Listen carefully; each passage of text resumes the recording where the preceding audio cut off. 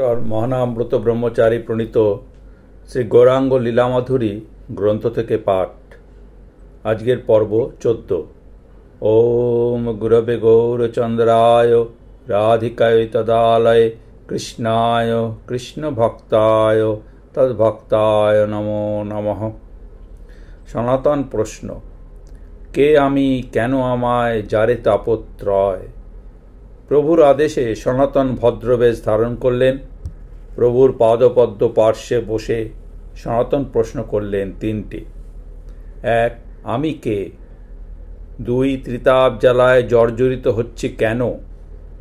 3. কিসে হিত হবে, অর্থাৎ দুঃখ নাশ হবে এবং মঙ্গল হবে?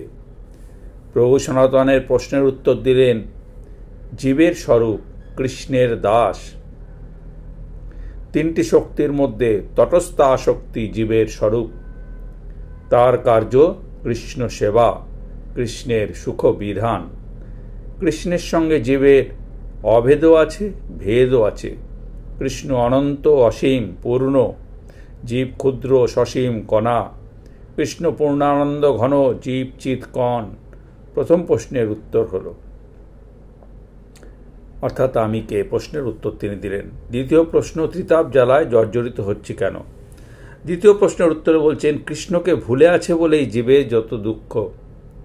দুঃখের এই একটিমাত্র কারণ সাধু কৃপায়, শাস্ত্র কৃপায় ও গুরু কৃপায় যেই মাত্র জীব কৃষ্ণ উন্মুখী হয় তখনই তার দুঃখ দূর হতে থাকে। যাতে আমরা কৃষ্ণকে না ভুলি, এই জন্য সর্বদা তিনি নিজেকে জানান। জীবের হৃদয়ে অন্তর্যামী রূপে থেকে তিনি জানান। শাস্ত্ররূপে নিজেই ব্যক্ত হয়ে জীবের স্বরূপ কি, করণীয় কি তা জানান। আবার গুরুরূপে প্রকট হয়ে কৃষ্ণ প্রাপ্তির উপায় কি তা জানান। শাস্ত্র কৃপায়, গুরু কৃপায় যেই মাত্র জীব কৃষ্ণের প্রতি উন্মুখী হয় অমনি তার দুঃখ ঘুচতে থাকে। এইভাবে সহজ কথায়, অল্প কথায় তিনটি প্রশ্নের উত্তর দিয়ে প্রভু বিস্তার করে বলতে লাগলেন। বেদশাস্ত্রে তিনটি তত্ত্বের কথা আছে: সম্বন্ধ, অভিধেয় ও প্রয়োজন। সকল শাস্ত্রে কৃষ্ণই হচ্ছে সম্বন্ধ, ভক্তি হচ্ছে অভিধেয়, তাকে পাবার উপায়, আর জীবের চরম প্রয়োজন প্রেম। প্রেমই পঞ্চম পুরুষার্থ। এই কৃষ্ণ ভক্তি তত্ত্ব, প্রেমতত্ত্ব নিয়ে প্রভু সবিস্তারে আলোচনা করলেন। সনাতন গোস্বামীকে শিক্ষা দিয়ে বিশেষভাবে শক্তি সঞ্চার করে দিলেন।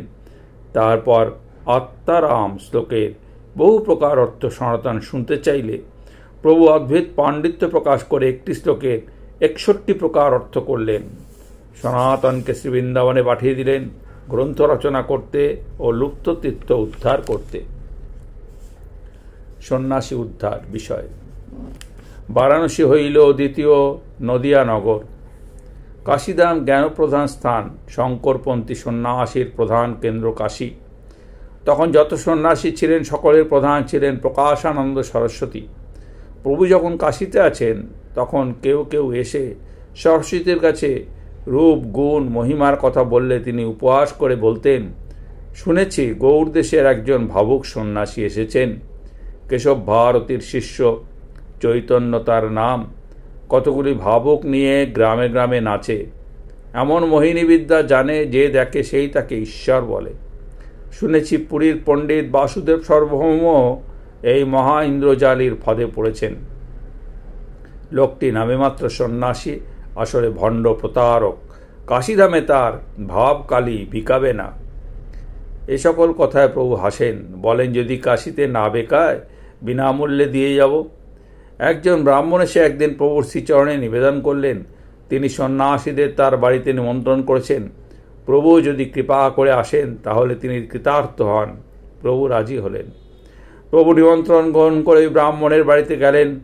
সন্ন্যাসীগণ বসে আছেন। তিনি তাদের নমস্কার করে পা ধোয়ার জায়গায় গিয়ে পা ধুয়ে সেখানেই বসে পড়লেন। বসে শ্রীদেহে ঐশ্বর্য বিকাশ করলেন। শ্রীতনু থেকে কোটি সূর্যের তেজ বহির্গত হতে লাগল। প্রকাশানন্দ বললেন, শ্রীপাদ, ওই অপবিত্র স্থানে কেন বসেছ? এখানে কাছে এসে বসো। প্রভু বললেন, আমি হীন সম্প্রদায় ভুক্ত, এই জন্য এখানে বসেছি। প্রকাশানন্দ তখন নিজে হাতে ধরে প্রভুকে মধ্যস্থলে এনে বসালেন। বসিয়ে বিনয়ের সঙ্গে জিজ্ঞাসা করলেন, তোমার নাম শ্রীকৃষ্ণ চৈতন্য? তুমি কেশব ভারতীর শিষ্য? তুমি আমাদের সম্প্রদায় সন্ন্যাসী, আমাদের সঙ্গে মিলামেশা না করে তুমি নাচ গান কীর্তন এসব করো কেন? তোমার অঙ্গ জ্যোতি দেখলে মনে হয় তুমি সাক্ষাৎ নারায়ণ, কিন্তু বেদান্ত পড়ো না কেন? শ্রী গৌরাঙ্গ সুন্দর মধুর হেসে উত্তর দিলেন। তিনি বললেন, গুরুদেব আমাকে মূর্খ জেনে বললেন, তোমার বেদান্ত শাস্ত্রের অধিকার নেই, তুমি কৃষ্ণ নাম জপ করো। এই যুগে হরের নাম ঐব কেবলম। গুরুর আদেশে আমি নাচি কাঁদি, উহা আমি আপন ইচ্ছায় করি না, নামের শক্তিতে করায়। আমি পাগল হয়েছি মনে করে গুরুদেবকে জিজ্ঞাসা করলাম। তিনি বললেন, তোমার পঞ্চম পুরুষার্থ প্রেম লাভ হয়েছে। আমি গুরুবাক্য বিশ্বাস করে সর্বদা কৃষ্ণ নাম গাই। কৃষ্ণ নামে যে আনন্দ সিন্ধুর আস্বাদন, ব্রহ্মানন্দ তার কাছে একটি জোনাকি পোকার মতো। শঙ্কর ভাষ্যের সমালোচনা। সূত্র উপনিষদের মুখ্যার্থ ছাড়িয়া আচার্য কল্পনা করে আগ্রহ করিয়া, আচার্য কল্পিত অর্থ পণ্ডিত যে শুনে মুখে হয় হয় করে, হৃদয়ে না মানে। সর্বেশ্বর হরির মধুময় কথা শুনে সন্ন্যাসী চিত্ত গলে গেল। তারা বলল, তুমি যা বলছো সবই শাস্ত্রসম্মত ঠিক কথা, কৃষ্ণ প্রেম সর্বশ্রেষ্ঠ সম্পদ, কিন্তু তুমি সন্ন্যাসী হয়ে বেদান্ত শ্রবণ করো না কেন? প্রভু বললেন, বেদান্ত সূত্র ঈশ্বর বচন, এতে কোনো সন্দেহ নেই, কিন্তু তোমাদের আচার্য শঙ্কর অসৎ ব্যাখ্যা করেছেন। শাস্ত্রের মুখ্যার্থ বাদ দিয়ে গৌণার্থ কল্পনা করেছেন। ব্রহ্ম বৃহৎ বস্তু, নিরাকার নন, তিনি চিদাকার। তিনিও তার লীলা পার্শ্বদগণ সবই চিদানন্দময়। যাকে তোমরা নিরাকার বলো, যারা তাকে নিরাকার বলেন তারা ভ্রান্ত। ভগবানের চিন্ময় শ্রীদেহকে প্রাকৃত বলে মনে করলে মহা অপরাধ হয়। শাস্ত্রের প্রত্যেক শব্দের অর্থ হবে মুখ্য বৃত্তিতে, আচার্য শঙ্কর শ্রুতির অর্থ করেছেন গৌণ বৃত্তিতে। শব্দ শ্রবণ করে সহজে যে অর্থ বোধ হয় তাই হলো মুখ্য বৃত্তি। প্রাকৃত সহজ অর্থ পরিত্যাগ করে লক্ষণা দ্বারা কষ্টে যে অর্থের বোধ হয় তা গৌণ বৃত্তি। আচার্য শঙ্কর বেদান্তের অর্থ মুখ্য বৃত্তিতে না করে গৌণ বৃত্তিতে করেছেন। উহা শুনলে সর্বনাশ হয়। ব্রহ্মতত্ত্ব। ব্রহ্ম নিরাকার নহে, চিদাকার, তার সকল শক্তি বিভূতি সবই চিদাকার। যারা নিরাকার বলেন তারা চিৎ বিভূতি আচ্ছাদন করে তাকে নিরাকার বলেন। ভগবান কৃষ্ণই ব্রহ্ম, তার স্থান পরিকার ধাম সবই চিন্ময়, প্রকৃত সত্যের বিকার নহে। শ্রীকৃষ্ণ শ্রীদেহ চিন্ময় বিকার রহিত, অপ্রাকৃত। বেদান্তের সকল সূত্রের ভাষ্য মুখ্যার্থে হবে এবং পরিণামবাদ স্বীকার করতে হবে, কারণ ব্যাসের হার্দ পরিণামবাদ। শঙ্কর তা আবরণ করে বিবর্তবাদে ব্যাখ্যা করেছেন। তাদের যুক্তি, পরিণামবাদে স্বীকারে ব্রহ্ম পরিণামী বিকারই হয়। এই যুক্তি বিচার সত্য নয়। ব্রহ্ম অধিকারী অবিকারী থেকেই সৃষ্টি করেন। চিন্তামণি রত্ন থেকে রত্নের প্রকাশ হয়, কিন্তু মূল চিন্তামণি অবিকারী থাকে। প্রাকৃত বস্তুতেই যখন এই অবিচিন্ত শক্তি আছে, তখন ব্রহ্মে থাকবে না কেন? ব্রহ্ম বিকারী না হয়েই সৃষ্টাদি কার্যের কর্তা হন। দেহে আত্মবুদ্ধি হল বিবর্ত। ভগবানের সৃষ্টিকার্যে কোথাও বিবর্ত নাই, সবই পরিণাম। ব্রহ্ম পরিণামী হয়েও অবিকারী, এই কথাটি শঙ্করাচার্য বুঝতে পারেননি, অথবা বুঝেও ভগবত ইচ্ছায় ঐরূপ কার্য করেছেন। চিৎকণ জীবকে ব্রহ্মের সহিত অভিন্ন মনে করলে শাস্ত্রের ভুল ব্যাখ্যা হয়। সর্বশাস্ত্র জীবশক্তিকে ব্রহ্মেরই তটস্থা শক্তি বলেছেন। অংশকে পূর্ণের সঙ্গে অভিন্ন মনে করলে সে ব্যাখ্যা অশেষ দোষপূর্ণ হবে। কৃষ্ণেতে অনুরাগী প্রেম, এই প্রেমই পঞ্চম পুরুষার্থ।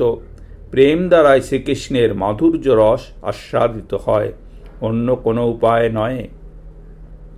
প্রেমে কৃষ্ণ ভক্তের বশ হন, প্রেম থেকে কৃষ্ণ সুখ লাভ হয়। নাম কীর্তনে সেই প্রেমের উদয় হয়। প্রভুর ব্যাখ্যা শুনে সন্ন্যাসীদের মন ফিরে গেল, তারা সানন্দে কৃষ্ণ নাম গ্রহণ করলেন। সব কাশিবাসী করে নাম সংকীর্তন, প্রেমোল্লাসে কান্দে গায়ে করায় নর্তন। সন্ন্যাসী পণ্ডিত করে ভাগবত বিচার, বারাণসী দেশ প্রভু করিলা নিস্তার। এই মতো দিন পঞ্চ থেকে কাশীবাসীদের উদ্ধার করলেন। একদিন রাত্রে উঠে একাকী প্রভু নীলাচল অভিমুখে চললেন। তপন মিশ্র, রঘুনাথ, মহারাষ্ট্রীয় ব্রাহ্মণ, চন্দ্রশেখর ও পরমানন্দ এই পাঁচজন দ্রুত দৌড়িয়ে প্রভুকে ধরলেন। সকলেই প্রভুর সঙ্গে নীলাচলে যেতে চান, প্রভু কাউকে সঙ্গে নিলেন না। সনাতন গোস্বামীকে শ্রী বৃন্দাবনে পাঠিয়ে দিলেন। রাধাকৃষ্ণ লীলাতত্ত্ব প্রচার করবেন, গ্রন্থ লিখে আরও লুপ্ত তীর্থ উদ্ধারণ করে ব্রজের সর্বত্র বিচরণ করবেন। এই দুই কার্যে পাঠালেন। আরও এক কথা বলে দিলেন, কাথা করঙ্গিয়া মোর কাঙালো ভক্তগণ বৃন্দাবনে আইলে তার করিও পালন। সুবুদ্ধি রায়ের ব্রজবাস। একসময় সুবুদ্ধি রায় গৌড় রাজ্যের অধিকারী ছিলেন। সৈয়দ হুসেন শাহ তার চাকরি করত। রায় হুসেন শাহকে একটি দীর্ঘি খনন করবার দায়িত্ব দিয়েছিলেন। হোসেন শাহ সেই কার্যে অনেক ফাঁকি দিয়েছিলেন। অসৎ আচরণের জন্য সুবুদ্ধি রায় তাকে একটা চাবুকের আঘাত করেছিলেন। হোসেন শাহ পরে ভাগ্যবশে গৌড়ের রাজা হলেন। তিনি সুবুদ্ধি রায়কে খুব মর্যাদা দিতেন। হোসেন শাহর স্ত্রী স্বামীর পৃষ্ঠে চাবুকের দাগ দেখে ক্রুদ্ধ হয়ে বললেন, সুবুদ্ধি রায়ের শিরশ্ছেদ করো অথবা জাতি নাশ করো, নতুবা আমি প্রাণত্যাগ করব। হোসেন শাহ হত্যা করোয়ার পানি মুখে দিয়ে তার জাতি নাশ করে দিল। রায় কাশীতে গিয়ে পণ্ডিতদের কাছে প্রায়শ্চিত্ত বিধান চাইলেন। পণ্ডিতরা বললেন, তপ্ত ঘৃত খেয়ে প্রাণত্যাগ করো। গৌরসুন্দর যখন কাশীতে আসলেন তখন সুবুদ্ধি রায় তার শ্রীচরণ সমীপে উপস্থিত হয়ে সকল নিবেদন করলেন। প্রভু বললেন, কেন তপ্ত ঘৃত খেয়ে প্রাণত্যাগ করবে? আমি যা বলি তাই করো। প্রভু কহে, ইহা হইতে যাও বৃন্দাবন, নিরন্তর কর কৃষ্ণ নাম সংকীর্তন। এক নামাভাসে তোমার পাপ দোষ যাবে, আর নাম হতে কৃষ্ণ চরণ পাইবে। সুবুদ্ধি রায় প্রভুর আজ্ঞা শিরোধার্য করিয়া শ্রী বৃন্দাবন চলিলেন। নীলাদ্রি প্রত্যাবর্তন। শ্রী গৌরসুন্দর বলভদ্রকে সঙ্গে নিয়ে বনপথে নীলাচল যাত্রা করলেন। 18 নালা পৌঁছে প্রভু বলভদ্রকে পাঠালেন ভক্তদের সংবাদ দিতে। আনন্দে বিহ্বল হয়ে ভক্তগণ নরেন্দ্র সরোবর পর্যন্ত এসে প্রভুর সঙ্গে মিলিত হলেন। ভক্তবৃন্দ সঙ্গে নিয়ে প্রেমাবিষ্ট হয়ে প্রভু জগন্নাথ দর্শন করলেন। তারপর কাশী মিশ্রের বাসায় আগমন করলেন। গৌরবাসীর আগমন। প্রভু গৌরসুন্দর দক্ষিণ দেশ বিজয় করে ফিরেছেন, এই সংবাদ স্বরূপ দামোদর কালাকৃষ্ণ দাস মাধ্যমে গৌড়দেশে পাঠালেন। গৌড়দেশবাসী 200 ভক্ত প্রভুর দর্শন আশায় নীলাচল যাত্রা করলেন। কুলীন গ্রামের শিবানন্দ সেন সবাইকে দেখাশোনা করে নিয়ে চললেন। রাজায় যুদ্ধে পথঘাট নিরাপদ নয়, মাঝে মাঝে এই শুল্ক ঘাটি, সেখানে অনেক বিড়ম্বনা ছিল। এই সকল পথের ব্যাপার সমাধানের দায়িত্ব শিবানন্দ স্বেচ্ছায় সানন্দে গ্রহণ করতেন। ভক্তদের সঙ্গে একটি কুকুর ছিল। কুকুর প্রসাদ ছাড়া কিছু খেত না।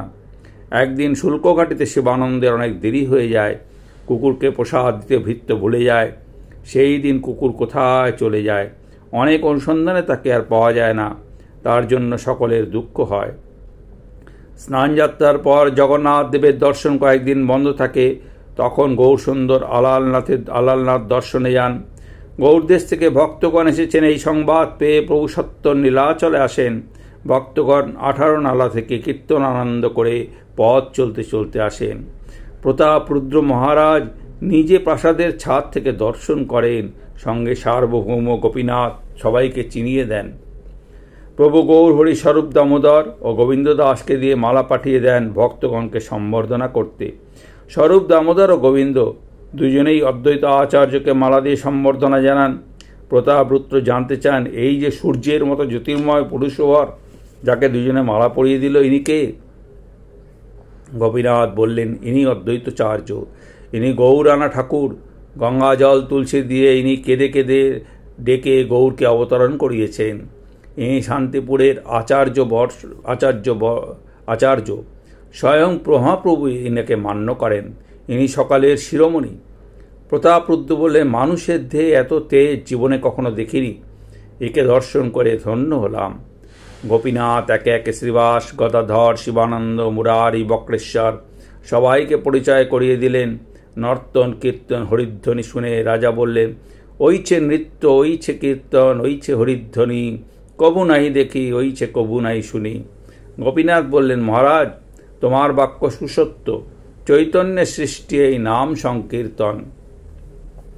ভক্তগণ সকলে কাশী মিশ্র ভবনে প্রবেশ করে দীর্ঘ বিরহের পর মহাপ্রভুর দর্শন স্পর্শন আপ্যায়ন আলিঙ্গনের লাভে কৃতকৃতার্থ হলেন।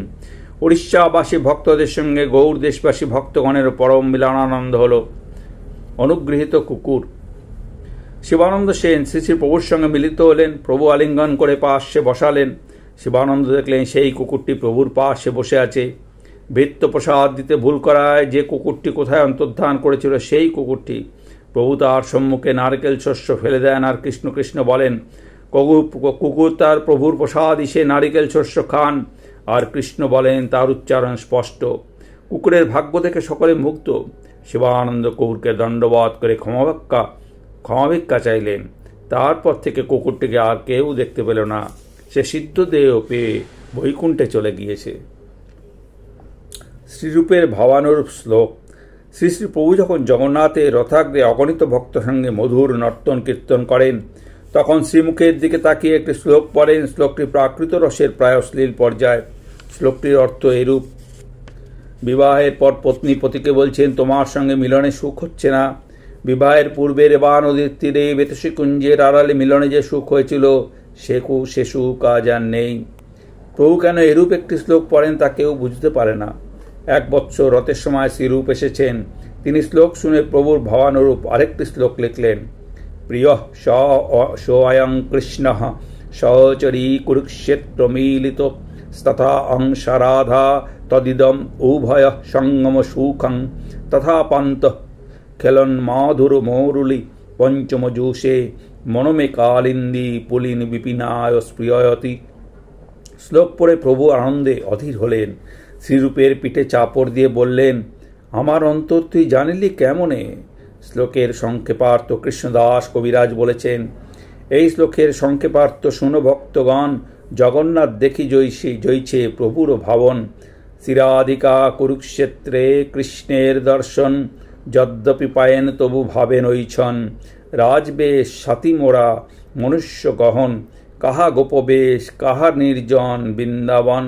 সেই ভাব সেই কৃষ্ণ সেই বৃন্দাবন, যবে পায় তবে হয় বাঞ্ছিত পুরাণ। শ্রীরূপের শ্লোকে গৌর তত্ত্ব। শ্রীরূপ গোস্বামী নাটক লিখছেন। প্রভু নির্দেশে একখানি গ্রন্থকে দুখানি করে লিখেছেন, বিদগ্ধ মাধব ও ললিত মাধব। রসিক ভক্তগণ সঙ্গে স্বয়ং গৌর সুন্দর উপবিষ্ট। রায় রামানন্দ বিদগ্ধ মাধবের প্রারম্ভে ইষ্টদেব বন্দনায় কি লিখেছ? শ্রী শ্রী প্রভু নিকটে বসে শ্রীরূপ শ্লোক পাঠ করতে ইতস্তত করছেন, কারণ শ্লোকে প্রভুর তত্ত্ব মহিমা বর্ণিত আছে। প্রভু তা বোঝেননি। তিনি বললেন, রূপ সংকোচ করো কেন? বৈষ্ণব সমাজে গ্রন্থ শোনানো মহাভাগ্যের কথা। তথাপি শ্রীরূপ চুপ করে থাকলে স্বয়ং দামোদর লেখা হাতে নিয়ে পাঠ করলেন। অনর্পিত চরিং চিরাৎ করুণায়া অবতীর্ণ কলৌ সমর্পয়িতুম উন্নত উজ্জ্বল রসাং সভক্তিশ্রিয়াম হরিপুরট সুন্দর দ্যুতিকদম্ব সন্দীপিতঃ সদা হৃদয় স্কন্দরে স্ফুরতু বহ শচীনন্দনঃ। শ্লোক শুনে সকল ভক্ত আনন্দে অধীর।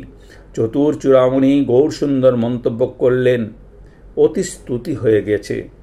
প্রভু সকল ভক্তদের বললেন, তোমরা সকলে রূপকে আশীর্বাদ করো যেন রসতত্ত্ব বর্ণনা করতে পারে। ভক্তগণ বললেন, তুমি নিজেই একে অশেষ কৃপা করেছ, আমাদের আর কিছু করতে হবে না। প্রদ্যুম্ন মিশ্রের কথা। প্রদ্যুম্ন মিশ্র নামক একজন কৃষ্ণভক্ত শ্রী শ্রী গৌরহরির নিকট কৃষ্ণ কথা শুনতে চাইলেন। প্রভু বললেন, আমি কৃষ্ণ কথা জানি না, রামানন্দ রায় জানেন, তার কাছে যাও। প্রভুর বাক্য অনুসারে প্রদ্যুম্ন রায়ের গৃহে গেলেন। রায় গৃহে ছিলেন। তার সেবক বলল, রায় এখন কার্যে ব্যস্ত আছেন। তিনি 2টি দেবকন্যাকে নিত্যাদি শিক্ষা দেন। তারা লীলা অভিনয় করে জগন্নাথ দেবকে শোনাবেন। কিশোরী সুন্দরী মেয়েদের নাচ শিক্ষা দেন শুনে প্রদ্যুম্ন মিশ্রের মনে অশ্রদ্ধা হলো। তিনি তখন ফিরে গিয়ে প্রভুকে বললেন, রাম রায়ের কার্যাদি শুনে আমার অশ্রদ্ধা হলো না, তাই চলে এসেছি। প্রভু বললেন, তুমি আবার যাও। রামানন্দকে তুমি চিনতে পারোনি? রামানন্দ নির্বিকার জিতেন্দ্রীয় পুরুষ। ঐরূপ দ্বিতীয় ব্যক্তি আর কেউ নেই। তার দেহ অপ্রাকৃত। শ্রীমদ্ ভাগবতের রাসলীলা আস্বাদন করতে করতে তিনি কাম বিকার শূন্য হয়েছেন। তুমি আমার নাম নিয়ে আবার তার কাছে যাও। প্রদ্যুম্ন মিশ্র নিজের ভুল বুঝে আবার গেলেন। রাম রায় প্রাণ ভরে কৃষ্ণলীলা তত্ত্ব মাধুর্য কীর্তন করলেন বেলা তৃতীয় প্রহর পর্যন্ত। বক্তা শ্রোতা দুজনে প্রেমাবেশে বাহ্যস্মৃতি শূন্য হয়ে রইলেন। প্রদ্যুম্ন মিশ্র কৃতার্থ হলাম বলে বিদায় নিলেন। আজকের মতো পাঠ এখানেই সমাপ্ত হলো। ওম শ্রীকৃষ্ণ চৈতন্য অর্পণমস্তু। হরি ওম তৎসৎ।